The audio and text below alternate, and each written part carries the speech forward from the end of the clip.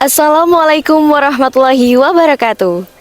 Perkenalkan, nama saya Tazkiatul Hulukia. Saya berasal dari SMP Negeri 2 Jatirejo, Kabupaten Mojokerto. Dan hari ini saya akan mengajak kalian semua untuk berjalan-jalan ke masa lalu.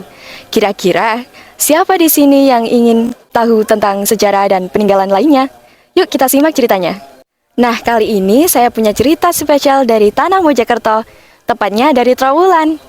Ada sebuah candi yang unik dan penuh misteri yang bernama Candi Tikus. Mungkin dari namanya kalian beranggapan bahwa candi yang dipenuhi oleh tikus kan? Kira-kira kenapa ya dinamakan seperti itu? Yuk kita telusuri bersama rahasia di balik Candi Tikus ini. Zaman dahulu, ketika masyarakat hidup makmur, Trowulan sebagai pusat pemerintahan adalah tempat yang ramai dan megah. Namun, suatu hari desa tersebut mengalami masalah besar.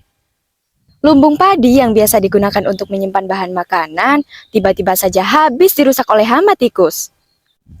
Masyarakat kebingungan, karena tikus-tikus itu datang dalam jumlah yang sangat banyak dan merusak hasil panen mereka.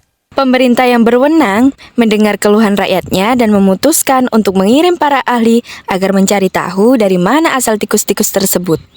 Setelah melakukan penyelidikan, mereka menemukan sebuah bangunan kuno yang tertimbun tanah. Ketika gundukan itu dibongkar, muncullah sebuah candi kecil di dalam tanah yang sekarang dikenal sebagai Candi Tikus. Namun, mengapa candi itu dinamai Candi Tikus?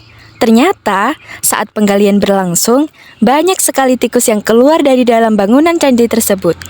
Penduduk menganggap bahwa tikus-tikus itu berasal dari candi tersebut, sehingga candi itu diberi nama Candi Tikus. Candi Tikus ternyata memiliki bentuk yang sangat unik.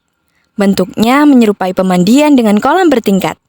Dan di tengahnya terdapat bangunan kecil seperti menara. Para sejarawan memperkirakan bahwa Candi Tikus dulunya adalah tempat pemandian suci atau pertirtaan yang digunakan oleh bangsawan Kerajaan Majapahit. Ada yang menyebutkan bahwa tempat ini adalah simbol kemakmuran. Sehingga Candi Tikus bukan hanya sekedar bangunan, tapi juga simbol kesuburan dan sumber kehidupan bagi masyarakat Majapahit. Konon, dahulu kala di desa ini hidup seorang putri dari Kayangan bernama Dewi Banyu. Dewi ini sangat mencintai air dan ingin menjaga sumber-sumber air agar tetap bersih dan mengalir dengan baik untuk rakyatnya. Dewi Banyu pun memilih tinggal di sebuah candi yang dibangun khusus sebagai tempat persemayamannya. Candi itu sangat indah, dikelilingi kolam-kolam kecil yang selalu dipenuhi air jernih. Suatu ketika, candi itu diserang oleh kawanan tikus yang datang dari berbagai arah. Kawanan tikus itu sangat banyak, hingga mereka menggerogoti tanaman dan menggali lubang di sekitar candi. Kawanan tikus ini bahkan menyumbat aliran air yang ada di sekitar candi. Dewi Banyu pun merasa sedih karena air yang ia cintai terancam kotor. Oh dewa, jikalau sungai ini keruh dan kotor, bagaimana kami akan melanjutkan kehidupan? Mengetahui masalah ini, penduduk desa segera datang untuk membantu Dewi Banyu. Mereka membersihkan candi dan kolam-kolamnya dari tikus-tikus yang bersarang.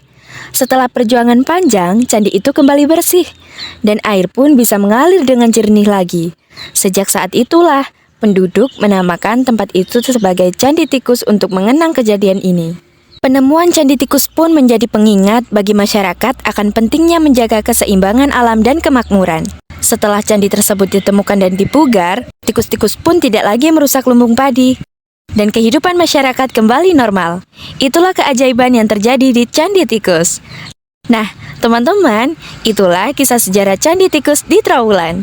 Dari kisah ini kita belajar bahwa kekayaan budaya kita sangatlah berharga dan penting untuk kita jaga. Candi Tikus adalah peninggalan bersejarah yang menunjukkan betapa agung dan majunya peradaban Majapahit pada masa itu. Terima kasih sudah mendengarkan. Saya Tazkiatul Hulukia pamit undur diri. Wassalamualaikum warahmatullahi wabarakatuh.